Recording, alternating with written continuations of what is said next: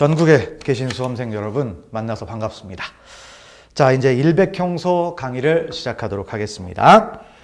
자, 그래서 일백형소 이제 강의 한번 들어가는데, 일백형소라는 게 이제 어떤 거냐부터 출발을 합니다.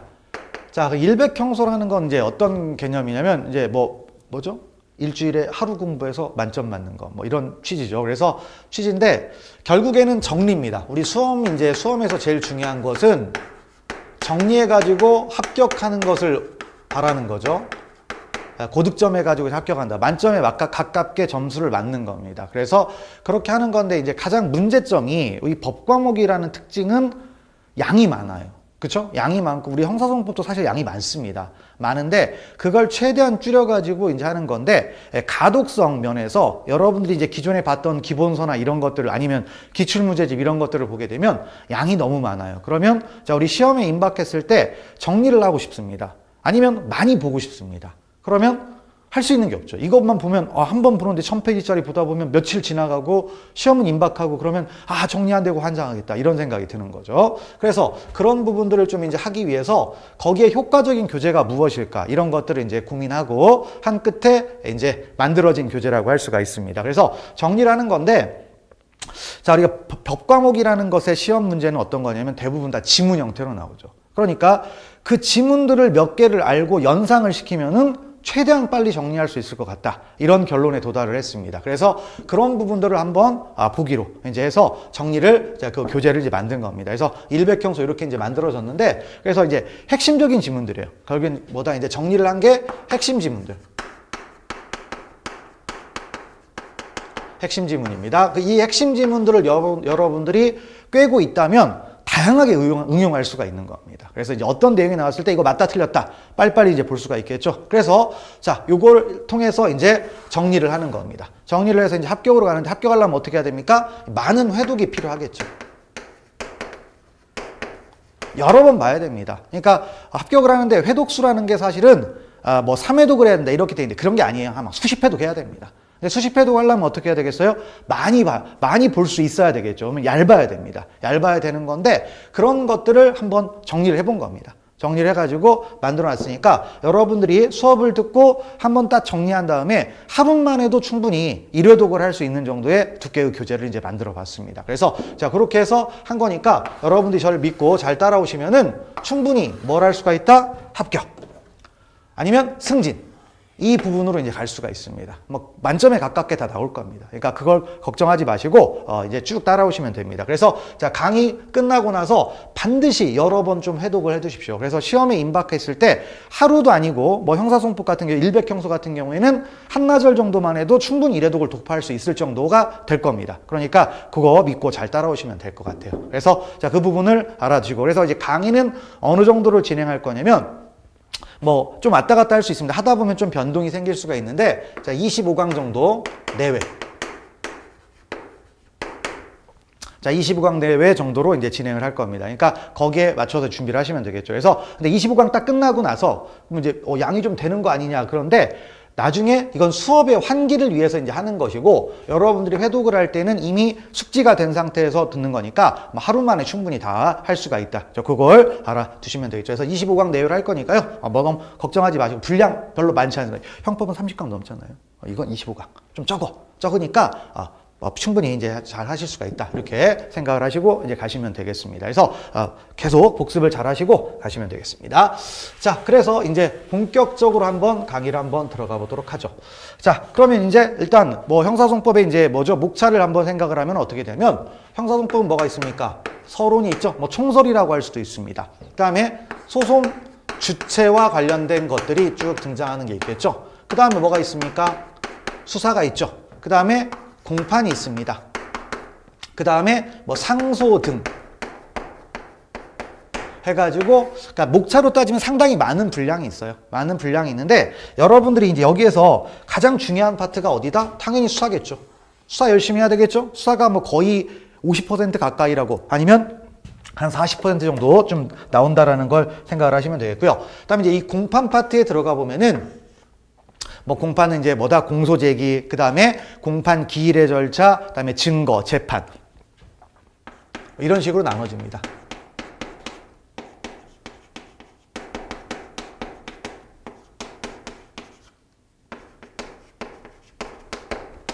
이런 것들로 나눠지겠죠. 자, 그러면 이 중에 어떤 게 중요합니까? 물론 다 중요하겠지만 절대적으로 중요한 건 뭐예요?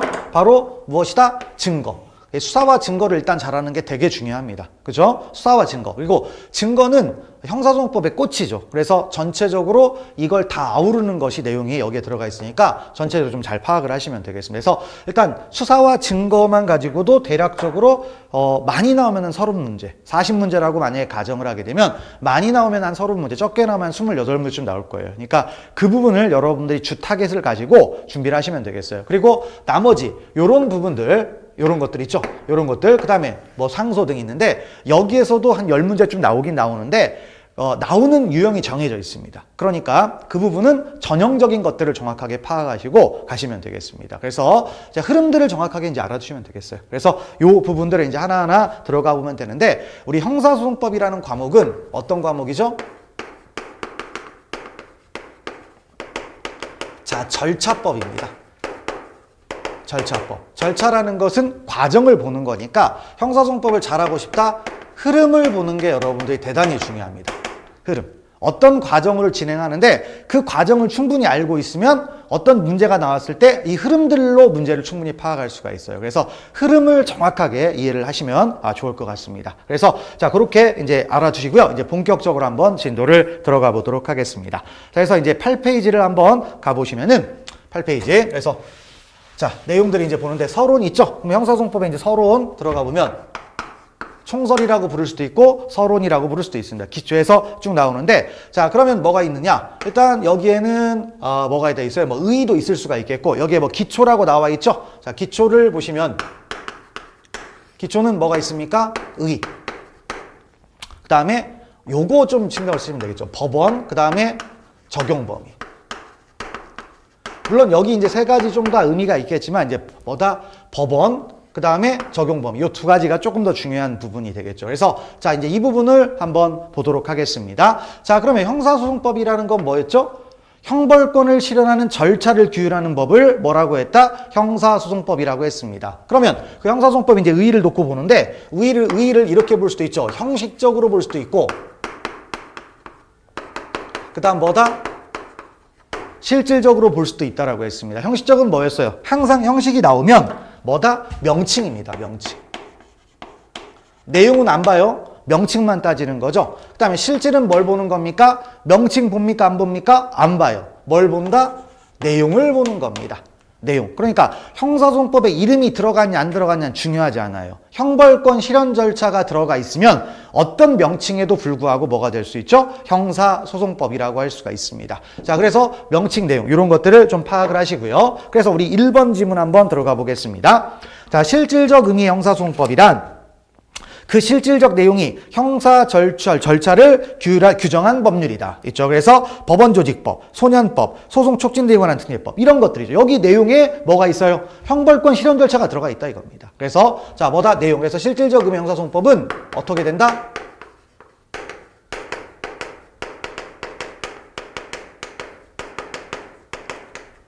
명칭과는 상관이 없어요. 그리고 뭐다?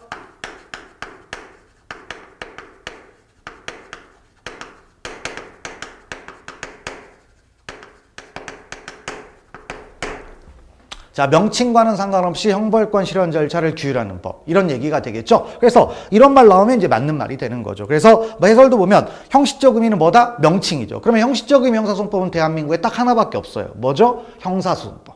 이거밖에 없습니다. 그래서 그런 내용들을 알아두시면 되겠죠. 자, 넘어가시면 되겠습니다. 그래서 1번 지문 잘 보시고요. 자, 그 다음 내용으로 들어가 보면 자, 이제 형사소송법에 뭐다? 법원이 있죠. 자, 법원이라는 건 법의 연원을 얘기하죠. 해석 기준입니다. 해석 기준. 그래서 자, 법원이 있는데 그럼 이건 어떤 뜻이었죠? 우리 법원성이 있다와 없다.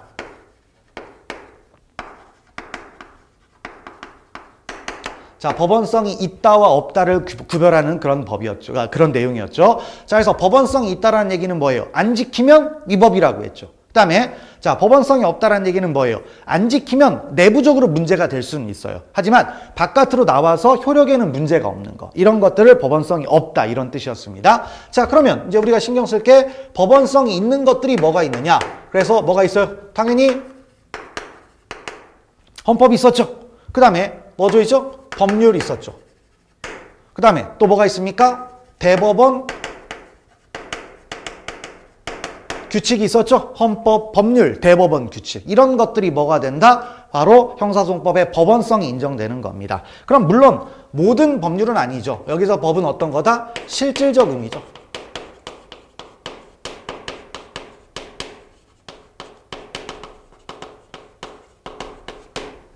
자, 실질적 의미의 형사소송법 이런 것들을 얘기를 할 수가 있습니다. 자, 그리고 대법원 규칙은 원래 형사절차 법정주의 때문에 원래는 법원성이 없어야 되지만 헌법의 위임을 받았죠. 그래서 대법원 규칙은 뭐다? 형사절차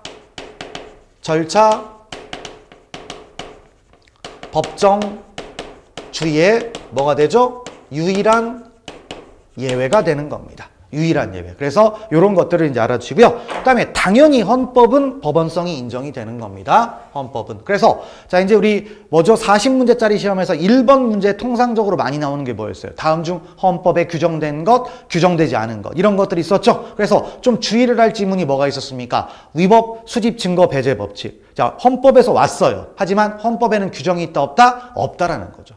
형사소송법에만 규정되어 있다라고 했습니다. 그 다음에 자백의 보강법칙, 자백배제 법칙 이런 것들은 어떻게 돼요? 헌법에도 있고 형사소송법에도 있는 거죠. 이제 그런 것들을 좀 눈여겨서 보시면 되겠습니다. 그래서 자, 알아두시고요. 가시면 되겠습니다. 그리고 자, 법원성이 이제 없는 것들 어떤 것들이 있느냐? 자, 그래서 법원성이 없는 게 가장 이제 논의가 되는 게 뭐예요? 바로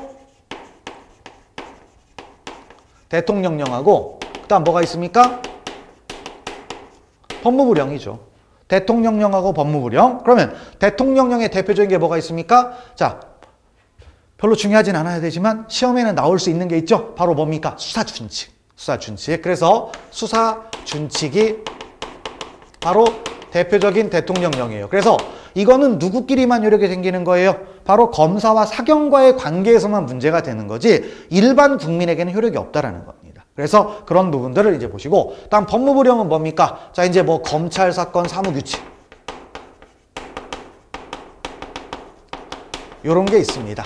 자, 요런 게 있는데, 자, 이제 요거 이 수사준칙이 매우 중요하죠. 그래서 수사준칙은 이제 더군다나 자, 2023년 11월 1일부터 개정이 돼가지고 새로운 수사준칙이 좀 시행이 됩니다. 그러니까 그 부분을 좀 꼼꼼하게 봐야 돼요. 한두 문제가 나올 것 같습니다. 그러니까 그 부분을 종합적으로 한번 봐야 되는데 우리 책 맨 뒤에 제가 이제 놔뒀으니까 나중에 몰아서 한번 진행을 하겠습니다. 그러니까 그때 충실히 이제 하시면 핵이 뭐 빠져나갈 거 없이 다 할 수 있으니까 너무 걱정 안 하셔도 됩니다.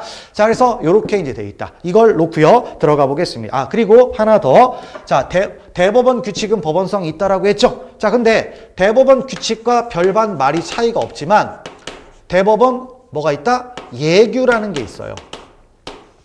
대법원 예규. 대법원 예규는 자, 뭐다? 재판 예규예요. 그래서 법관들끼리 신경을 쓸 뿐이지 일반 국민하고 아무 상관이 없는 겁니다. 그래서 법원성이 있다 없다? 없다라는 거죠. 그래서 자, 거기에 해당하는 지문들을 이제 봅시다. 그래서 자, 2번, 3번 이런 문제들을 볼까요? 자, 2번 보면 헌법은 피고인과 피의자의 기본적 인권을 보장을 위하여 형사 절차에 관한 규정을 두고 있으며 이러한 헌법의 규정은 형사소송법의 법원이 된다. 그래서 헌법은 형사소송법의 법원이 됩니까? 안 됩니까? 되는 거죠. 됐고 넘어가시고요. 그 다음에 3번으로 가보시면 자, 헌법 108조에 의하여 대법원은 소송 절차, 소송에 관한 절차, 법원의 내부 규율과 사무 처리에 관한 규칙을 제정할 수 있는데 형사 절차의 기본적 구조나 피고인을 비롯한 소송 관계자 이해관계에 관한 사항을 제한 없이를 체크할까요? 자, 뭐다? 규칙으로 제정할 수 있다 있는데 아니에요. 자, 어떻게 되냐면 헌법 108조는 밑에 해설되어 있지만 법률에 저촉되지 아니하는 범위 내에서 이렇게 되어 있어요.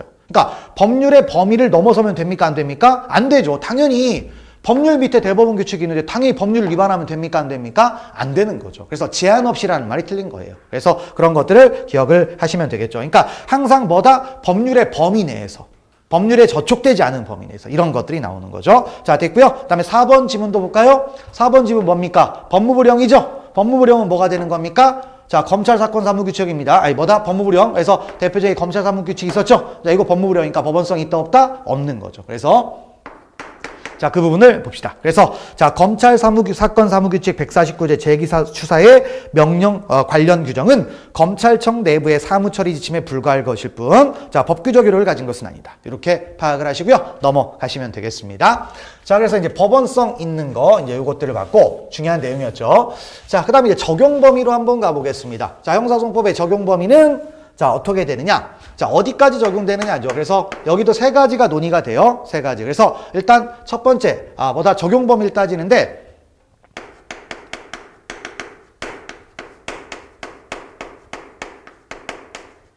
자, 장소적 적용 범위 있었죠? 그 다음에 또 뭐가 돼 있습니까? 인적 적용 범위도 있죠. 그 다음에 또 뭐가 있어요?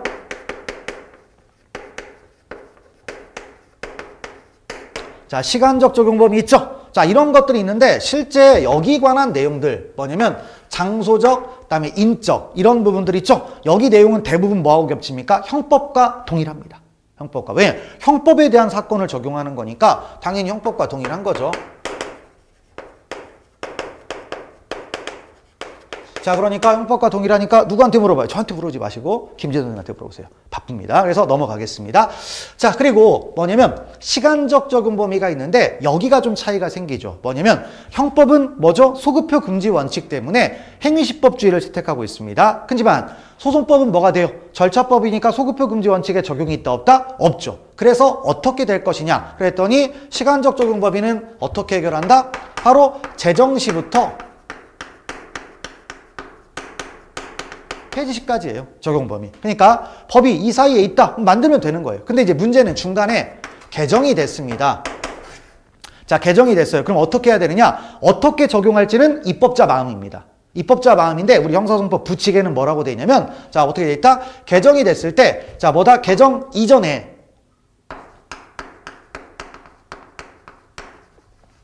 그다음에 자, 이후 소송행위가 있죠. 그러면 자, 개정 이전에는 뭘 적용했겠습니까? 국법을 적용하면 되는 거죠. 그죠? 그 다음에 자, 이후 소송행위 들어가 보면 이제 어떻게 된다? 여기는 국법을 적용하고 그 다음에 이쪽은 뭘 적용한다? 신법을 적용해요. 따로따로 가면 됩니다. 그러니까 뭐냐면 여기에서 국법을 적용했다라고 했는데 법이 이제 바뀌었으니까 혹시 이거 다시 신법 무효화 시켜가지고 신법 적용은 아닙니다. 이건 그대로 놔둡니다. 놔둬요. 자, 그래서 이렇게 이제 파악을 하시면 되겠습니다. 자, 그래서 요 정도고요. 근데 이제 여기서 뭐 형법과 동일하다고 했는데 하나만 좀 신경을 쓰시면 될 것 같아요. 자, 인적 적용 범위가 있는데 인적 적용 범위는 자, 국내법적 예외와 국제법상 예외가 있습니다. 국제법상 예외는 뭐 조약 같은 걸 생각을 하시면 되는 거죠. 자, 근데 인적 적용에서 국내법상 예외가 있는데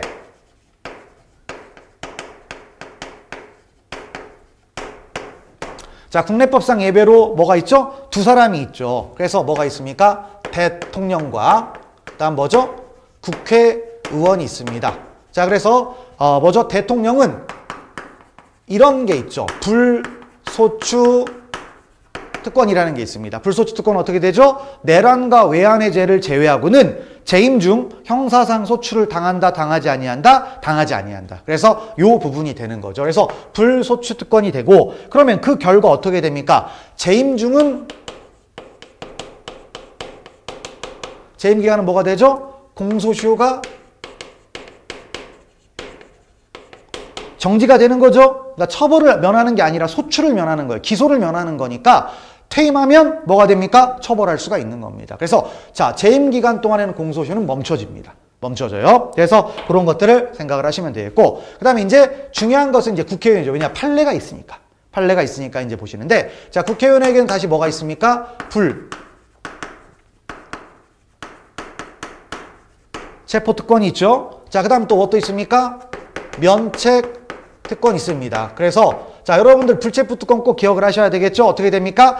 국회의원은 현행 범인을 제외하고는 회기 중 국회의 동의 없이 체포 구금되지 아니한다. 이 조문을 꼭 기억을 해두셔야 됩니다. 그래서 잘 기억을 하시고요. 자, 그 다음에 이제 면책특권. 여기에 판례가 있어요. 우리 시험에 나오는 판례가 여기에 있다라는 겁니다. 그래서 자, 면책특권 어떻게 됩니까? 자, 국회의원은 국회에서 행한 발언에 대해서는 국회 외에서 책임지지 아니한다. 이렇게 되어 있습니다. 자, 그래서 국회에서 행한 발언.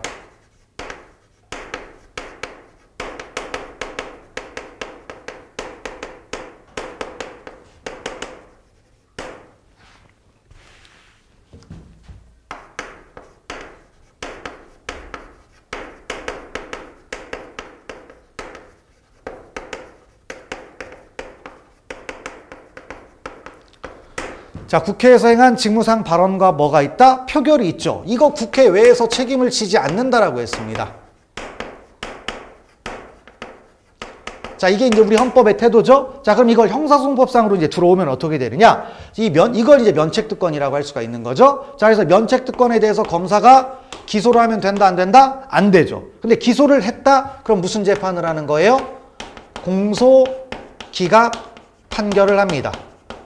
공소기각 판결. 근데 과거에 변호사 시험에 좀 나왔던 건데 공소기각 판결이 뭐다? 이거 무효예요.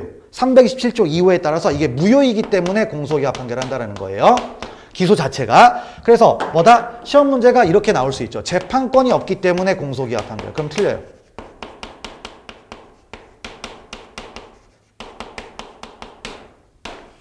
재판권이 없으니까 공소기각 판결한다. 그럼 틀린 겁니다. 근데 어쨌든 뭐다? 기소를 하면 공소기각 판결을 하는 겁니다. 그러면 이제 문제는 면책특권의 이제 범위가 있죠. 면책특권은 어디까지 할 것인가? 이 부분을 따지는데 면책특권의 범위는 헌법상 따지면 국회에서 직무상 행한 발언 표결이에요. 국회 내에서. 하지만 판례는 이걸 조금 더 뭐다? 확장을 시키죠. 그래서 이 국회에서 행한 발언에 국한된다, 국한되지 않는다, 아니면 한정된다, 한정되지 않는다, 한정되지 않습니다. 그래서 요걸 좀 넓히죠. 그래서 통상적으로 행해지는 부수행위도 포함을 한다는 거죠.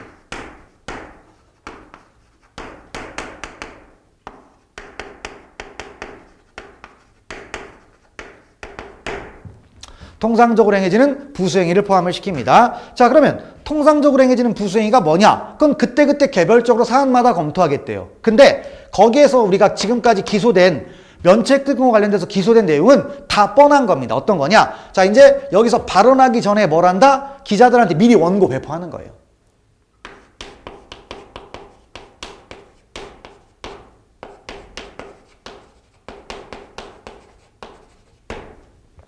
자, 기자들에게 미리 원고를 배포하면 뭐가 된다? 자, 이것도 통상적으로 행해지는 부수행위라는 겁니다. 그래서 이제 이 지문을 보시면 되겠죠. 그래서 5번하고 6번을 묶으시면 됩니다. 같은 판례니까 묶어놓고 보시면 되겠어요. 자, 국회의원의 면책특권의 대상이 되는 국회의 직무수행의 필수적인 국회의원의 국회 내에서의 직무상 발언과 표결이라는 의사표현행위 자체에만, 자, 체크할까요? 국한되지 아니하고. 그 다음에 이에 통상적으로 부수하여 행하여지는 행위까지 포함하며 그 다음에 개별적으로 판단하게 돼 있다. 그래서 그 부분을 보시면 되겠고요. 자, 그리고 이제 밑으로 내려가서 사건이죠. 자, 뭡니까? 이게 이제 과거 노회찬 씨 사건이었죠. 그래서 국가안전기획부의 불법 녹음 내용과 검사들이 땡땡 그룹으로부터 떡감 명목의 금품을 수사했다는 내용이 게재된 보도자료를 국회법제사법위원회, 자, 개의 당일, 체크할까요? 국회의원회관에서 기자들에게 배포한 행위. 여기 있죠. 요게 바로 뭐다? 통상적으로 행해지는 부수행위라는 겁니다. 그러면 무슨 재판을 한다? 공소기각 판결. 근데 공소기각 판결은 뭡니까? 327조 2호. 자, 공소제기가 법률의 규정에 위반하여 무효인 경우에 해당한다. 재판권이 없기 때문에 공소기각 판결. 그 얘기가 아니에요. 그걸 기억을 하시면 되겠죠. 그래서 그 부분 많이 나왔던 얘기니까 그걸 체크하시면 되겠습니다. 자, 그래서 형사소송법의 기초 이런 얘기들을 이제 쭉 보시면 되겠습니다. 그래서 서론과 관련해서 그런 내용이었고요. 자, 그다음에 이제 기초가 있고 그다음 뭐죠? 이제 이념. 자, 그다음에 뭐죠? 구조 이런 것들을 이제 보시면 되겠습니다. 형사소송에 이제 이념과 구조 있죠. 그럼 먼저 형사소송의 이념 을 보시면 되는데, 자, 그럼 이념에는 뭐가 있느냐 그랬더니 이념은 뭐였죠? 형사소송 절차에서 추구해야 할 최고의 가치가 무엇인가 이걸 따졌는데 하나로 설명이 안 되죠. 몇 개? 세 가지가 있다고 했습니다. 그래서 첫 번째 뭐예요? 실체,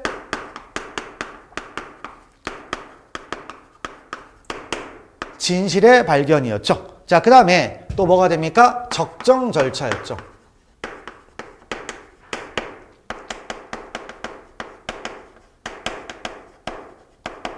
자, 그 다음 뭡니까? 신속한 재판. 이 세 가지가 형사소송의 이념이었어요. 그런데 이 세 가지가 어떻게 되면 여기하고는 추구 방향이 좀 달라진다라고 했습니다. 그래서 자, 무슨 관계가 된다?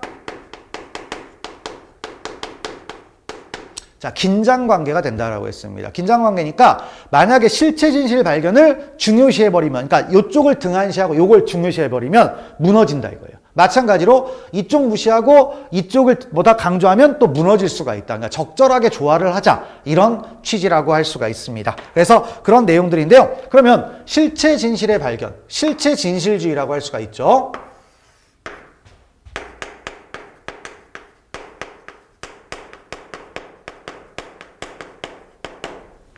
실체적 진실주의죠. 그러니까 진실을 밝히는 거예요. 당사자의 주장에 구애됨이 없이 법원은 사안의 진상을 명백히 해야 된다. 이게 실체적 진실주의라고 했는데 여기 내용을 막상 들어가 보니까 뭐가 있어요?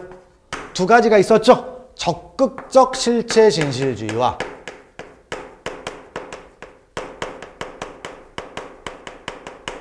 그다음에 소극적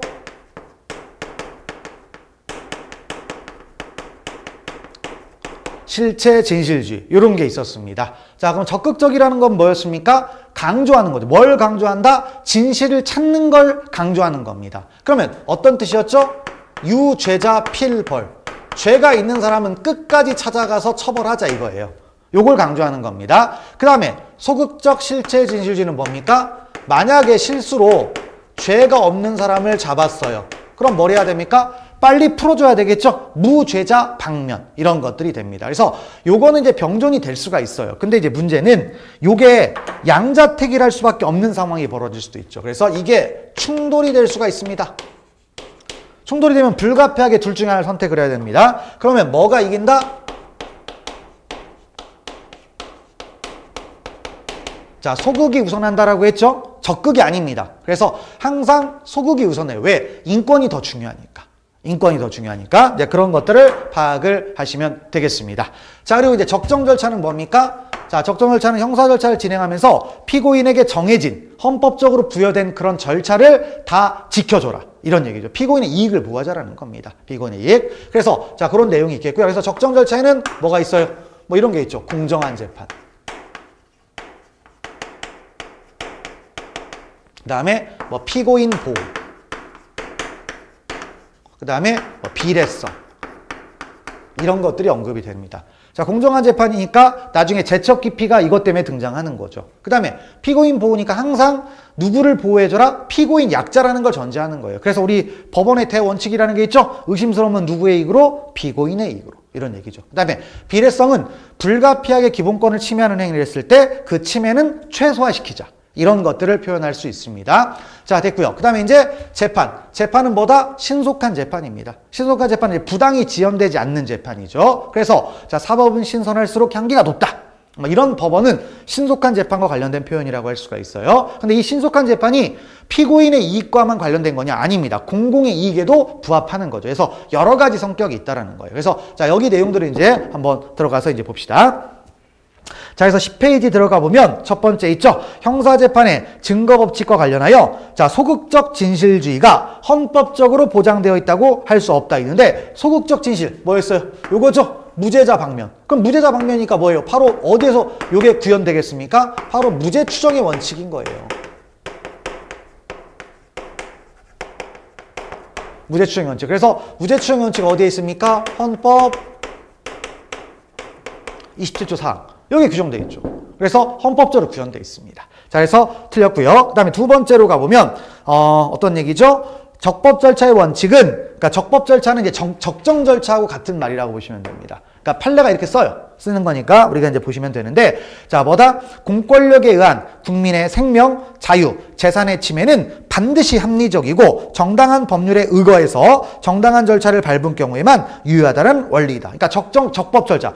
법에 근거하라 이거예요. 근데 법에 근거하는 것뿐만 아니라 뭐가 된다? 정당한 법률에 근거하라는 겁니다. 정당한 법률. 그래서 그런 부분들을 표현하는 거죠. 그 다음에 자, 세 번째, 헌법 12조 제1항이 규정한 적법 절차의 원칙과 당 27조에 의하여 자, 보장된 공정한 재판을 받을 권리를 구현하기 위하여 이 적정 절차를 실현한다는 얘기겠죠. 자, 그럼 어떻게 된다? 공판 중심주의, 구두 변론주의, 직접 심리주의 이런 것들을 기본으로 또 원칙으로 한다. 그래서 이게 공판 절차의 기본 원칙이 되는 겁니다. 공판 절차 기본 원칙 나중에 배우겠지만 뭐가 있어요? 일단 공개주의. 그다음에 구두변론주의, 그다음에 집중심리주의, 뭐 이런 것들이 있었죠. 그다음에 직접주의 이런 것들이 바로 공판 절차의 기본 원칙이 되는 건데 바로 어디서 나오는 거다? 여기서 파생이 된다라는 겁니다. 그걸 보시고요. 그다음에 4번 또 무죄 추정의 원칙이죠.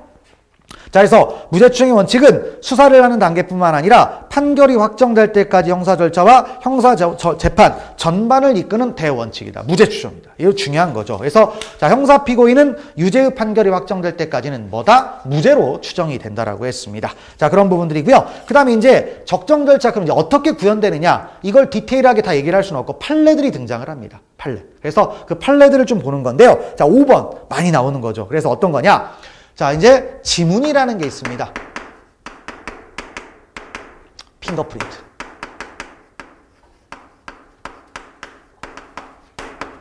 자, 지문이 있죠? 핑거프린트라는 지문이 있습니다. 그래서 바로 요 지문을 얘기하는 건데 이 지문이라는 것이 우리 형사법적으로 가보면 증거의 왕이에요. 엄청 중요하잖아요. 그런데 이 지문이라는 게 뭡니까? 그 법이 있잖아요. 주민등록법 이런 법이 있는데 만 17세가 되면 어떻게 됩니까? 자, 십지지문을 채취하고 이걸 경찰청장이 보관하라고 돼 있어요. 보관하고 돼 있습니다. 자, 그런 부분들이 과연 이제 헌법적으로 문제가 되느냐 이걸 따진 거예요. 근데 현실을 고려해야 돼요. 우리가 지문과 관련된 판례는요 전부 다 합헌입니다. 요령을 보는 거예요.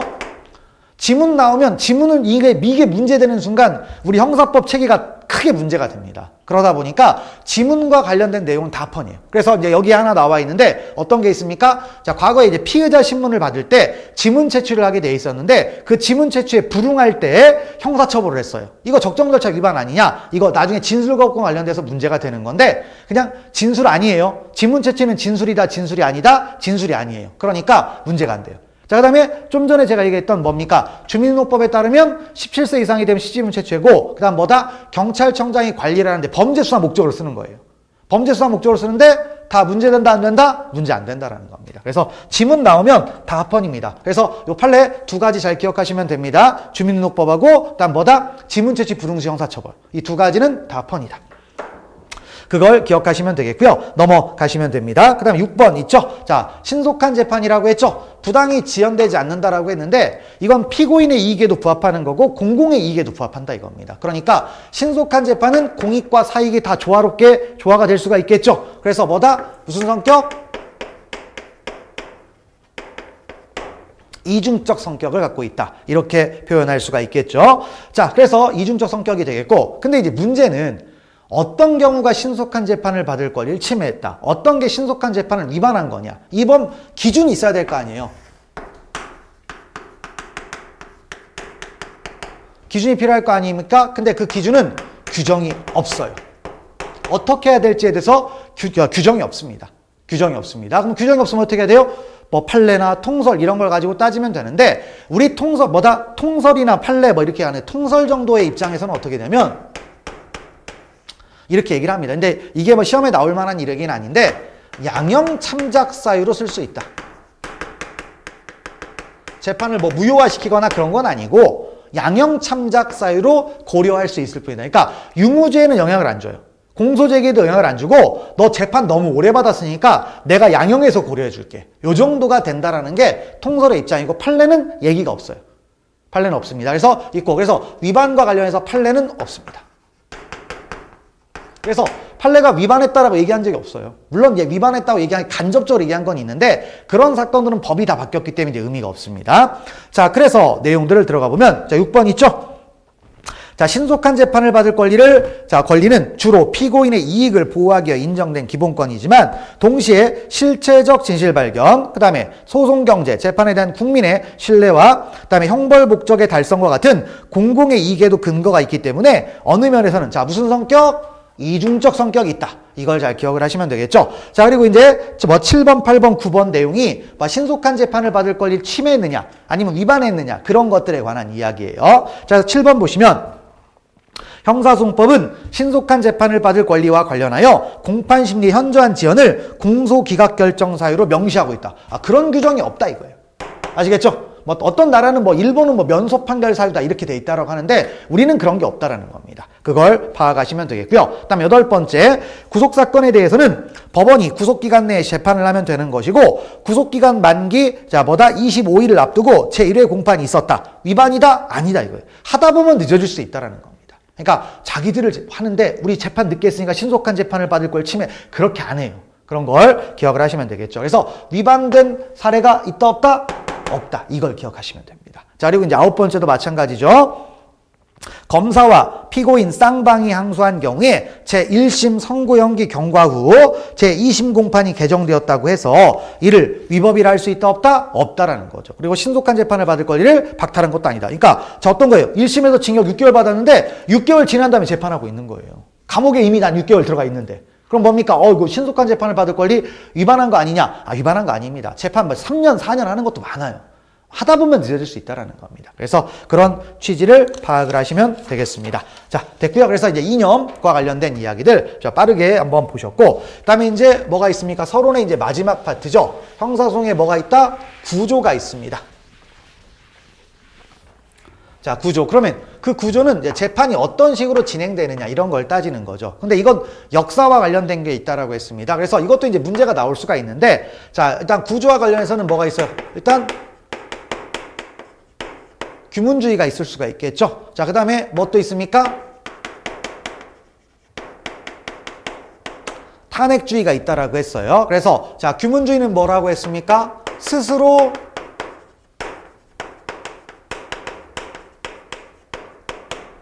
뭐 하는 거다? 절차를 개시하는 겁니다. 스스로 절차를. 그러니까 즉 소추기관과 재판기관이 분리돼 있다, 분리돼 있지 않다, 분리돼 있지 않다라는 거죠.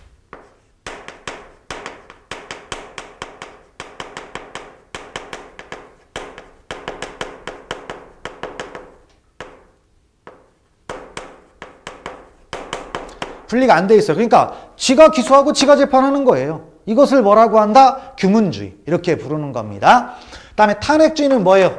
자, 이런 얘기죠. 검사의 소추에 의해서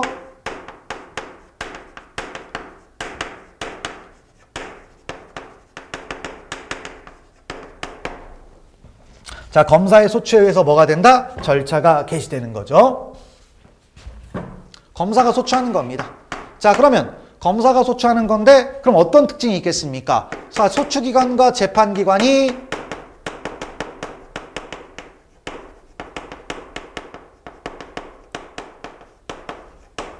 분리가 된 거죠. 분리가 된 겁니다. 그래서 나눠지죠. 그러면 규문주의는 그러면 언제적 제도다? 프랑스 혁명 이전입니다. 그 다음에 탄핵주의는 뭐다? 프랑스 혁명 이후죠.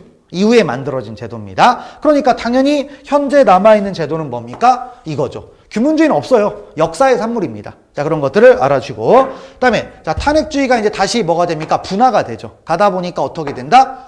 자, 이게 직권주의와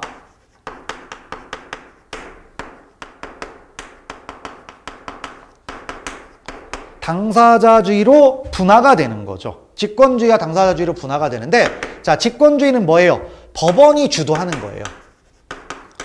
소송의 과정을 누가 리드해 나간다? 법원이 나가는 겁니다. 그럼 법원이 나가는 건데 우리 법상으로 따지면 법원이 뭔가 개입할 수 있는 것들은 다 직권주의 요소입니다. 그런 걸 보시고요. 그 다음에 당사자주의라고 해요. 당사자가 누가 있죠? 검사와 피고인이 있죠. 그러니까 자, 뭐다? 이 당사자, 법원은 뒷짐지고 있는 거예요. 심판으로 있는 거고 당사자가 주도하는 겁니다.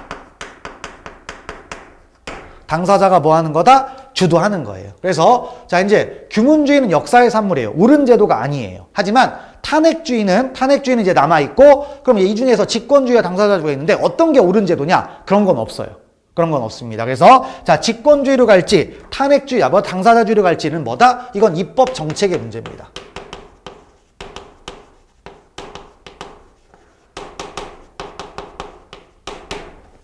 입법 정책. 그러니까 어느 쪽으로 가도 상관없어요. 그래서 이렇게 이제 갈 수가 있고요. 그러면 여기서 바로 이제 우리나라는 이 중에 어떤 걸 채택하고 있느냐. 그러면 따져봐야 되겠죠. 근데 100은 없습니다. 이건 제가 제 짧은 식견으로 얘기하면 직권주의 당사자 있는데 100% 직권주의고 100% 당사자이고 그런 나라는 이제는 없어요. 왜냐하면 자꾸 접근을 하고 있습니다.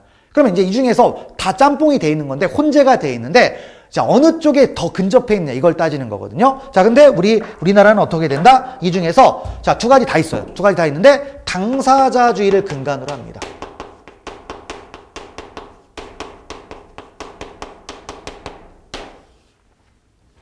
자, 뭘 한다? 당사자주의를 근간으로 해요. 그리고 여기에 직권주의 요소가 가미돼 있다. 이렇게 얘기를 합니다. 그러니까 뭐 얘기하자면 숫자로 얘기하면 한 8대2 정도.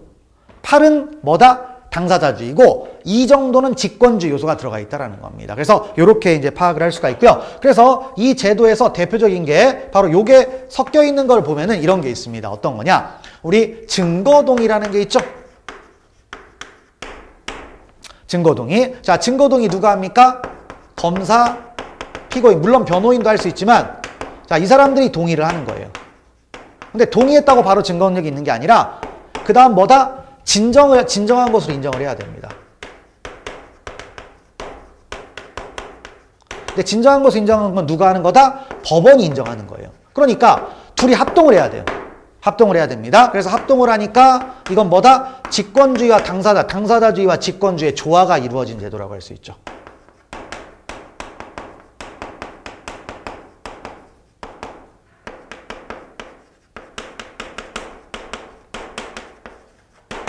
자, 당사자주의와 뭐다? 직권주의가 조화된 제도라고 할 수 있습니다. 근데 이제 이건 나중에 개별적인 사안에서 하나씩 보면 될 것 같고 큰 틀은 뭡니까? 당사자주의를 근간으로 하고 뭐가 돼 있다? 직권주의 요소가 가미돼 있다. 자, 이걸 놓고 보시면 되겠습니다. 12페이지 가보시면 10번 질문 있죠? 형사소송법은 당사자주의를 그 기본 골격으로 하면서 한편으로는 직권주의적 규정을 아울러 두고 있다. 이런 의미라는 거예요. 그래서 이 부분. 그래서 이제 형사소송법의 서론 파트가 한 문제 정도가 나올 수가 있겠죠. 많이 나오면 두 문제쯤 나올 수 있는데 어느 정도 이렇게 하면 정리가 될 거라고 보여집니다. 그래서 여기 있는 걸 정확하게 이제 파악을 하시면 되겠습니다. 자, 이렇게 해서 이제 서론 파트를 마무리를 했고, 그다음에 소송 주체 또 들어가는데 재미없는 파트죠. 근데 이제 어쨌든 몇 문제가 나오기 때문에 꼭 신경을 써야 됩니다. 그래서 자, 첫 번째 강의는 이렇게 마무리를 짓고요. 다 소송의 주체와 당사자 이 파트부터는 다음 시간부터 진행하도록 하겠습니다. 자, 수고하셨습니다.